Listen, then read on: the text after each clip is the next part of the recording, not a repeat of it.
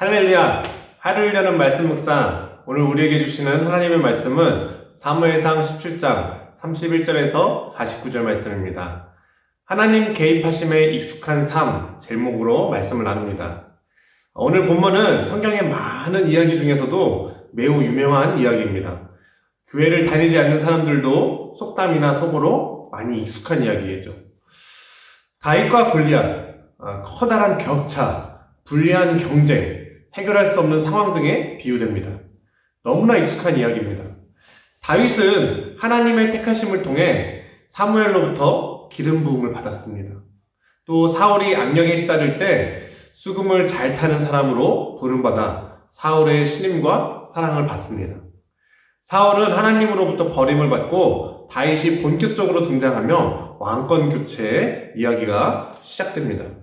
오늘 블레셋 전투에서 다윗이 골리앗을 쓰러뜨린 이야기는 마치 사울이 암몬 사람들을 크게 물리친 사건처럼 평범하고 주목받지 못하던 사람이 영웅으로 등장하는 배경을 갖고 있습니다. 사람들은 인간적인 바람으로 왕을 구했습니다. 대적들로부터 자신들을 지켜주고 또 왕권을 통해서 이스라엘이 하나된 힘을 가지기를 원했죠. 그러나 하나님이 다윗을 택하신 이유, 하나님이 바라시는 왕은 전혀 달랐습니다. 하나님의 택한 왕의 조건은 오직 하나님 마음에 합한 자이며 또 하나님을 경외하는 사람, 하나님께 순종하는 사람이었습니다. 다윗과 골리앗의 이야기는 마치 출중한 다윗의 능력을 보여주는 듯합니다. 그래서 다윗과 골리앗이라는 비유, 이 속어는 커다란 격차, 불리한 경쟁, 해결할 수 없는 상황을 나타내기도 하지만 작은 굿즈가 맵다라는 반전을 말하기도 하죠. 그러나 하나님은 이 이야기를 통해 다윗이 그 누구보다도 하나님 마음에 합한 사람이었음을 확실하게 드러내십니다. 다윗은 나는 만군의 여호와 하나님의 이름으로 나아가노라, 그의 선포처럼 하나님 여호와를 신뢰하는 자였습니다. 하나님은 그런 다윗에게 골리앗의 목을 주었습니다. 오늘 골리앗과도 같은 막막한 일들을 앞에 두셨나요? 오늘 무거운 투구와 갑옷, 칼을 들고 무거운 발걸음을 준비하셨나요? 먼저 하나님의 이름을 선포해보는 건 어떨까요? 반드시 하나님은 우리 삶에 개입하시고 만지실 것입니다. 하나님의 개입하심에 익숙해지시기를 축복합니다. 사무엘상 14장 52절을 보면은 사울이 사는 날 동안 블레셋과 계속되는 교전이 있었습니다. 계속되는 여러 전투가 있었겠지만 오늘 다윗과 골리앗의 전투가 가장 극적이고 인상적인 전투일 것입니다. 골리앗의 키와 무기는 정상인의 척도를 훨씬 넘어섭니다. 우리가 사용하는 단위로 바꿔보면은 그의 키 6규빗 한 뼘은 2.9m에 달하며 또 노트구와 비늘갑옷을 입었는데 이 비늘갑옷만 5,000세개, 약 57kg 정도입니다. 다리에는 녹각반, 또 어깨 사이에는 노땅찬을 메었는데 그 창자로는 배틀채 같았고 또 창날만 600세개, 약 7kg에 달한다고 합니다. 어마무시하죠. 이러한 골리앗의 외모 묘사는 그냥 크다, 위협적이다를 말하지 않습니다. 사람이 이것을 어찌할 수가 없는 능력, 신적인 능력만이 이것을 당해낼 수 있음을 보여줍니다. 사울과 온 이스라엘이 느낀 놀라고 크게 두려워함이 단순한 의욕상실이 아니라 신에 대한 두려움과 필적한 것이었습니다. 싸워볼 엄두가 안 났을 것입니다. 특히 골리앗이 제안한 이 1대1 전투는 감히 누가 당해냈을까요? 총이 있었던 것도 아니고 3m 되는 사람이 자기만한 창을 막 휘두릅니다. 가까이 접근하기도 전에 7kg나 되는 이 창날이 붕붕 섬찟했을 것입니다. 당연한 두려움에 처한 이 모습은 잘못되었다라는 그런 인식보다는 다윗을 부각시키기 위함이었습니다. 다윗이 하나님이 함께 하신다라는 그런 의미도 있겠죠. 다윗도 마땅한 방법이 있어서 용감했던 것은 아닙니다. 사울이 전투를 준비시킬 때 다윗도 갑옷을 입어보고 걸어보고 그리고 나서야 이것이 익숙하지 않음을, 이 방법으로 안 되겠다는 것을 깨달았습니다. 다윗은 방법과 능력, 보여지는 이 두려움을 의식하지 않았고 하나님을 신뢰하고 하나님이 모욕당하는 그 불의에 맞섰습니다. 17장 37절 말씀, 또 다윗이 이르되 여호와께서 나를 사자의 발톱과 또 곰의 발톱에서 건져내셨은즉 나를 이 블레셋 사람의 손에서도 건져내시리이다. 사울이 다윗에게 이르되 가라, 여호와께서 너와 함께 계시기를 원하노라. 다윗이 사자와 곰을 치고 살아남은 일이 그의 출중한 능력이었다 하더라도 다윗은 이 모든 일이 하나님이 함께 하시고 또 하나님이 건지신 일임을 확신했습니다. 골리앗의 각종 무기와 이 갑옷들을 나열한 것은 골리앗의 위용을 통해 이스라엘을 위협했다는 사실과 또 여호와 하나님이 함께하는 이 다윗 앞에서는 이 모든 것이 물거품과 같다는 것을 보여주려는 의도입니다. 우리는 골리앗과 같은 어려움뿐만 아니라 작은 일에도 먼저 하나님 신뢰함이 있어야 합니다. 하나님 없이도 인간적인 노력으로 성공할 수 있습니다. 그러나 하나님 없이는 성공할 수 없다. 하나님 없는 성공은 실패이다. 이것이 우리 고백이 되어야 합니다. 이 아침 가장 먼저 하나님의 이름을 선포하고 시작해보는 건 어떨까요? 오늘 하나님이 나를 건져내시리이다. 하나님의 손과 함께 하루를 시작합시다. 다윗은 익숙하지 못한 노트과 갑옷, 칼과 군복을 벗어버리고 손에 막대기와 물맷돌 5개를 챙겨서 골리앗 앞으로 향합니다. 골리앗은 자신이 무장뿐만 아니라 방패 든 사람을 앞세워 나옵니다.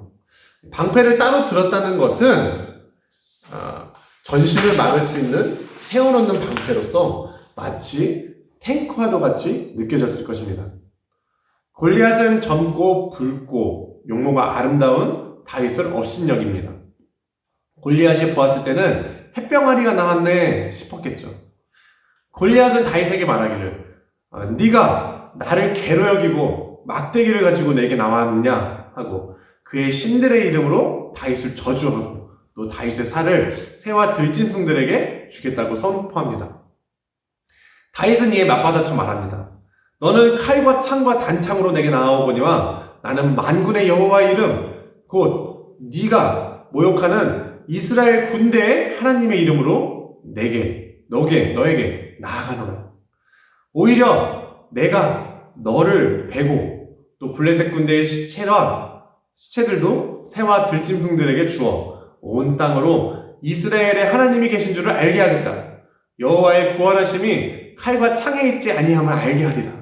전쟁은 여호와께 속한 것인즉 하나님이 너희를 우리 손에 넘기시리라. 다윗은 결코 자신이 들고 있는 그 막대기와 또 물맷돌을 과시하지 않습니다. 다윗은 오직 하나님의 이름만 선포합니다. 다윗이 양을 치며 곰을 잡고 사자를 잡은 일이 자신의 능력이 아니라 하나님을 경험한 일이었다는 것을 당당히 증거합니다. 또 골리앗의 저주 속에서 엘리가 죽고 사무엘이 사사로 오를 시기에 언약궤가 블레셋에게 빼앗긴 역사가 떠오릅니다. 사무엘상 5장의 기록은 어땠나요? 골리앗이 외친 블레셋의 신은 언약궤 앞에 엎드려졌습니다. 끝내는 목이 떨어지고 손목이 끊어졌습니다. 블레셋의 신은 죽은 신이고 다윗이 선포하는 하나님은 살아계시며 역사하시며 전생을 다스리시며 엄중한 손을 펼치시는 하나님이십니다. 골리앗이 다윗 앞에 쓰러지고 목이 떨어지는 모습은 옛적에 다곤 신상이 엎드러지고 목이 떨어지는 모습과 일치합니다. 다윗은 분명 훈련되었고 준비된 사람, 실력 있는 사람이었을 것입니다. 그러나 그가 익숙했던 것은 자신의 실력, 능력이 아닙니다. 만약 다윗이 용모가 빼어나고 실력이 출중하여서 기름 부음을 받았다면 다른 사람은 왕이 되지 말라는 법이 어디 있나요? 또 다윗도 저렇게 명사수였다면 수십 명의 훈련받은 군인들이 전담마킹 하듯이 골리앗을 못 잡았을까요? 다윗은 무엇보다도 하나님의 손에 익숙했습니다.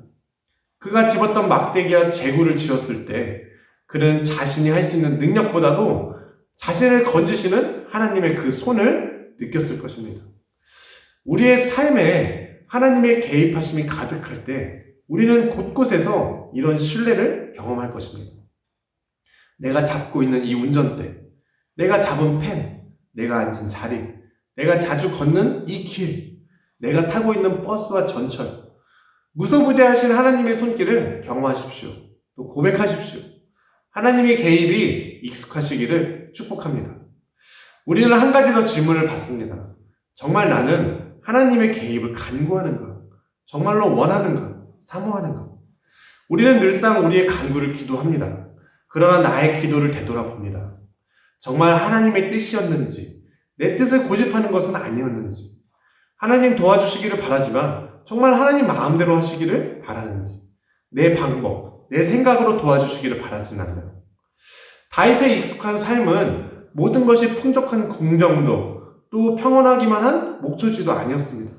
그가 익숙했던 삶은 사자와 곰으로부터 양들을 지키던 일이었습니다. 너른 목초지에 양들과 나. 양이 아무리 순해도 양만 봐도 두려운 마음이 들 수도 있을 것 같습니다. 곰과 사자만이겠냐고요. 다른 들짐승들과 새들은 없었겠습니까? 그냥 상상만이 아니라 다윗은 정말 그 상황을 맞이했고 또 곰과 사자의 입에서 양을 건지고 또 자신을 해하고자 할 때 그것들을 쳐 죽였습니다. 하나님이 개입하시는 평안은 하나님의 능력으로 쟁취되어지는 평안입니다. 형들은, 사울은, 골리앗은 그가 목동이라고 햇병아리라고 무시했지만 다윗은 그 너른 목초지에서 하나님만을 독대하였고 또 하나님의 살아계신 그 손길을 익숙하게 경험했습니다. 오늘 우리의 삶의 자리, 그 목초지에 하나님은 언제나 함께 계십니다. 다시 한번 돌이켜보며 감사를 드려보십시오. 하나님께 익숙하지 못했다면 이제 익숙해지면 됩니다. 가라, 여호와께서 너와 함께 계시기를 원하노라. 여호와께서 저와 성도님들과 함께 계시기를 원합니다. 오늘 하나님이 나를 건져내시리라. 살아계신 하나님의 이름으로 나아가노라. 코로나로 많이 지치고 힘드셨나요? 와! 함성도 한번 질러보십시오. 하나님만 신뢰하고 선포하며 나아갑시다. 익숙하지 않은 갑옷과 무기, 무거운 짐 내려놓고 익숙한 하나님의 개입하심, 하나님의 능력을 의지합시다. 정말로 하나님이 개입하시는 삶 원하는가? 전적으로 간구하며 시작합시다. 하나님의 인재가 있으시기를 축복합니다. 아멘.